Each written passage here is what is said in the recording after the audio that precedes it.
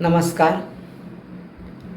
झपाट्याने धनप्राप्ती व्हावी, धनात वृद्धी व्हावी असं जर तुम्हाला वाटत असेल तर शुक्ल पक्षातील शुक्रवारी लक्ष्मीची पूजा करावी. या पूजेत 8 कवड्या, 8 गोमती चक्र आणि 8 गुंजा घ्याव्यात आणि ही शास्त्रोक्त पूजा झाल्यानंतर या कवड्या, गुंजा आणि गोमती चक्र एका लाल रेशमी कपड्यात बांधाव्यात किंवा कॉटनचा सुती असेल तरी चालेल, पण रेशमी असेल तर उत्तम.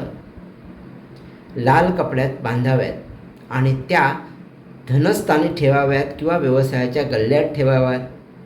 आपल्याला त्याचा खूप चांगला फायदा होईल. धन्यवाद.